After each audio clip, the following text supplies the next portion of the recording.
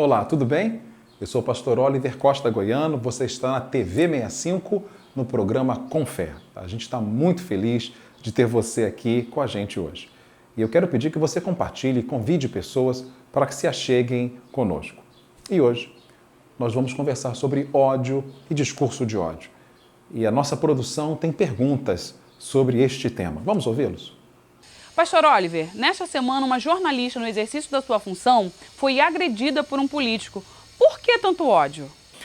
Eu quero, nesse momento, a partir dessa pergunta, convidá-los a que leiamos o Evangelho de João, capítulo 8, versos de 1 a 11, que diz assim: Porém, Jesus foi para o Monte das Oliveiras e pela manhã cedo tornou para o templo, e todo o povo vinha ter com ele e, assentando-se, os ensinava. E os escribas e fariseus trouxeram-lhe uma mulher apanhada em adultério. E pondo-a no meio, disseram-lhe: Mestre, essa mulher foi apanhada no próprio ato adulterando. E na lei nos mandou Moisés que as tais sejam apedrejadas.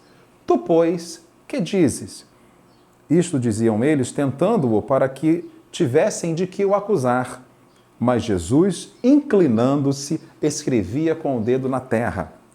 E como insistissem, perguntando-lhe, endireitou-se e disse-lhes: Aquele que dentre vós está sem pecado, seja o primeiro que atire pedra contra ela. E tornando a inclinar-se, escrevia na terra. Quando ouviram isto, saíram um a um e começaram pelos mais velhos até os últimos. Ficaram só Jesus e a mulher que estava no meio.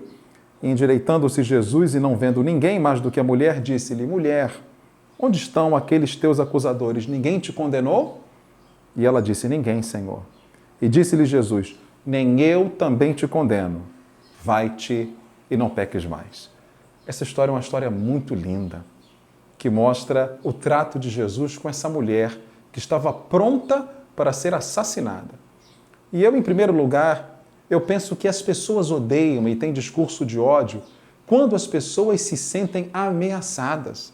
Vejam, esses fariseus que pegaram essa mulher eram fariseus que viam aquela mulher como uma ameaça. Você percebe que esse tribunal que estava ali era um tribunal cheio de discurso misógino. Porque como pode uma mulher que foi pega em flagrante adultério, só trouxeram a mulher e não trouxeram o homem? Por que eles não trouxeram o homem? Porque viam uma mulher como uma ameaça. E a gente vê que no decorrer dos tempos é isso que aconteceu. Na Idade Média, a mulher jovem era considerada prostituta ou a velha considerada a bruxa. E devido a esses discursos terríveis, tantas mulheres estão sofrendo hoje.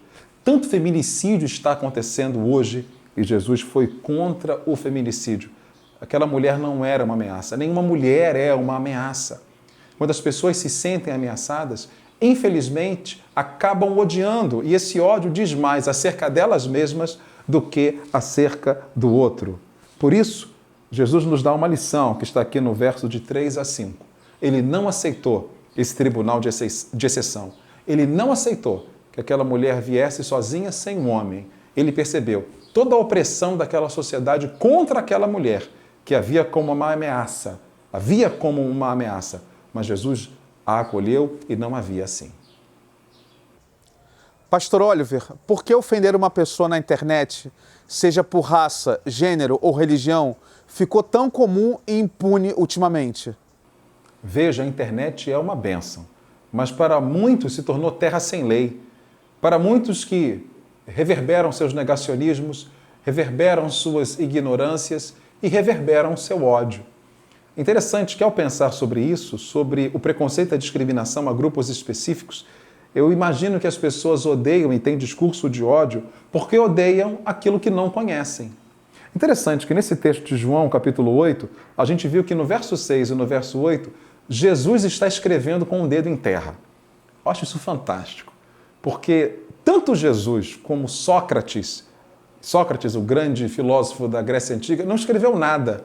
Tudo que nós sabemos deles, sabemos acerca dos seus discípulos. De Sócrates sabemos o que Platão, o que Aristóteles falaram sobre ele. E de Jesus, que nada escreveu, nós sabemos sobre ele porque Mateus escreveu, Marcos escreveu, Lucas e João escreveram. Jesus não escreveu nada, mas ele escreveu na areia. Aqui, João 8,6. E se você escreve na areia da praia, a onda vem e apaga. Algumas pessoas perguntam, o que Jesus escreveu ali? Uns dizem, olha, Jesus escreveu, cadê o homem que vocês não trouxeram? Mas isso me lembra algo. Jesus conhecia, ele era o legislador, porque lá no Velho Testamento, quando Deus deu a lei para Moisés, Moisés sobe ao Monte Sinai e a Bíblia diz que a lei foi escrita com o dedo de Deus. Moisés desce, o povo estava adulterando, pecando, e Moisés quebra as tábuas da lei. Êxodo 32 e Êxodo 34, quando Deus dá novas tábuas da lei para Moisés e escreve a lei de novo. Você percebe que no versos 6 e 8, Jesus está dizendo assim, vocês estão querendo dizer para mim que a lei diz que ela deve ser apedrejada. Eu estava com Deus quando a lei foi feita. Eu conheço a lei. E por isso Jesus está escrevendo em terra, se levanta, escreve de novo, para que eles se lembrem que ele era conhecedor. Eu falo isso para vocês, o ódio vem fruto da ignorância. Muitas pessoas estão sofrendo ódio pela sua orientação sexual. Muitas pessoas estão sofrendo ódio pela sua religião.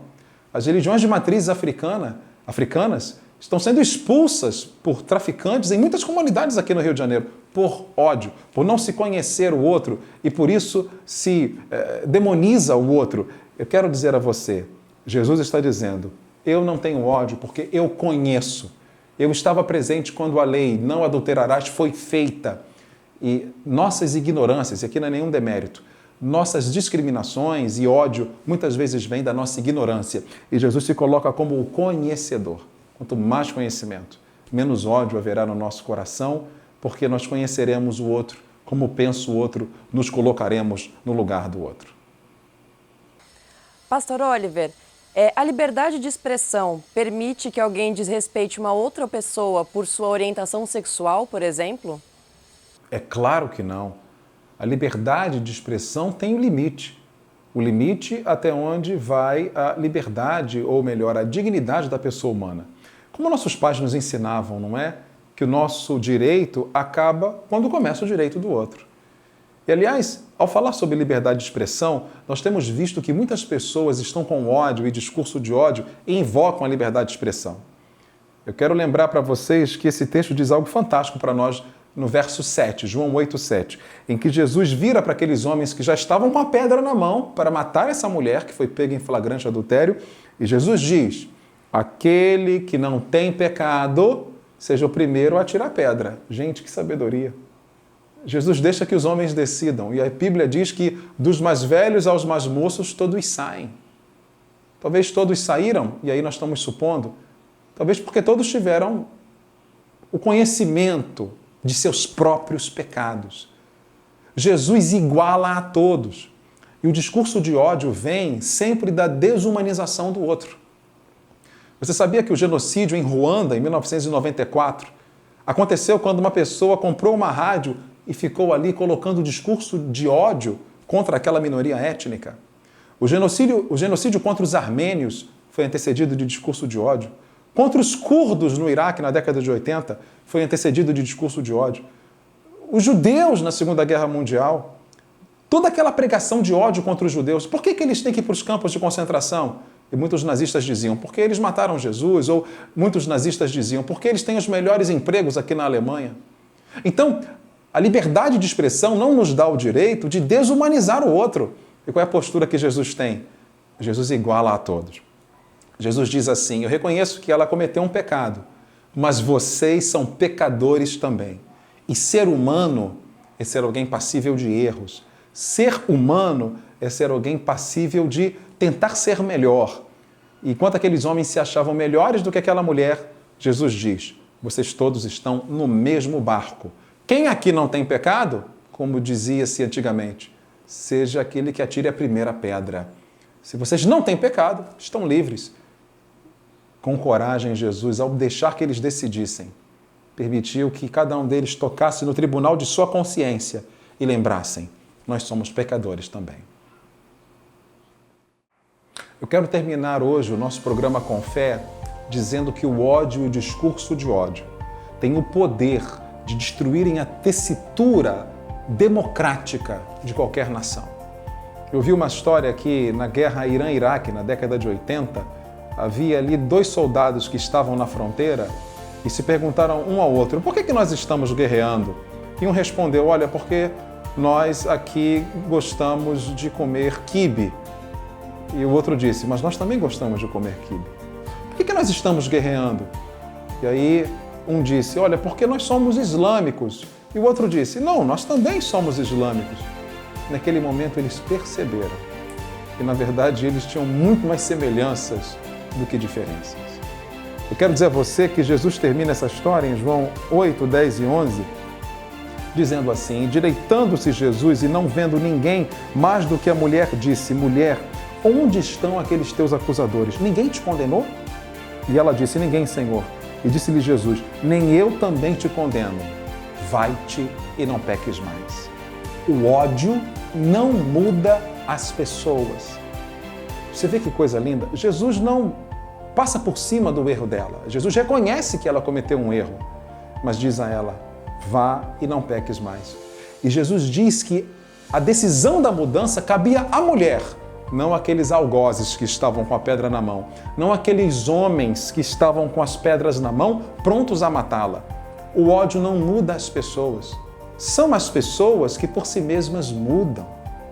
E isso é lindo perceber em Jesus. Que Jesus acolhe o que está quebrantado. Essa mulher chegou ali e essa mulher estava calada, porque ela sabia que tinha cometido adultério. E Jesus a acolhe. Mas aos soberbos com a pedra na mão, Jesus os repreende e diz, vocês são pecadores também. Como é que está o seu coração? Você acha-se uma pessoa que é a mais certa do mundo? Vai para a internet e critica todos com muito ódio, como se você fosse a melhor pessoa do universo? A Bíblia fala que Deus abate ao soberbo, mas eleva o humilde. Se o teu coração estiver humilde, se você reconhecer que é um ser humano que comete falhas e pecados, Deus te acolherá. Mas se o teu coração tem ódio, um sentimento de controle, de domínio de pessoas e opressivo, Deus condena isso no seu coração. Estamos vivendo dias tão difíceis. Estamos vendo maus policiais abordando negros com tanto ódio. Por quê? Porque olham o outro como uma ameaça. E hoje nós conversamos sobre isso. Hoje nós tiramos pelo menos 4 lições de tudo que a gente conversou. Por que as pessoas odeiam? Número 1, as pessoas odeiam quando se sentem ameaçadas, mesmo que injustificadamente. Aqueles homens viram aquela mulher como uma ameaça e Jesus não a via assim. Número 2, as pessoas odeiam aquilo que não conhecem. E Jesus, ao escrever na terra, está dizendo, eu conheço a lei. Vocês estão me dizendo que ela foi pega em flagrante adultério? Eu estava com Deus quando Ele escreveu essa lei. A gente tem que respeitar o outro, a orientação sexual do outro, a religião de matriz africana do outro. E aquilo que a gente não conhece muitas vezes gera no meio do seu coração ódio. Isso não vem de Deus. Aqueles que pregam ódio, há pastores pregando ódio, como vocês podem pregar amor? Como vocês podem falar do amor de Deus que está em Jesus? Em terceiro lugar, por que as pessoas odeiam? Nós conversamos aqui. Quando se desumaniza o outro. Quando se coloca o outro como um ser humano menor. Aquela história que já falamos em outros programas. Direitos humanos para humanos direitos. Não. Direitos humanos para todos. E Jesus diz, todos vocês pecaram. Se alguém não pecou, atire a primeira pedra. Todos vocês são humanos. Humanos falham e pecam. Em quarto lugar, por que as pessoas odeiam? Elas odeiam quando não conseguem mudar o outro. Quem te colocou como palmatória do mundo? Nós não somos obrigados a mudar ninguém. Jesus disse à mulher, mulher, vá e não peques mais. A decisão é pessoal, personificada, de per si, de cada um. Que Deus a todos abençoe. E se você gostou desse programa, se você gostou do que nós conversamos, nós queremos pedir que você dê um like, se inscreva em nosso canal. Assim você nos ajuda a ter o feedback necessário para saber se estamos atingindo os objetivos da luta por uma sociedade mais justa, equalitária, equânime, como defendeu Jesus Cristo, para mim, meu Salvador. Que Deus a todos abençoe. Esperamos você no próximo programa com fé. Comente, compartilhe, esteja conosco.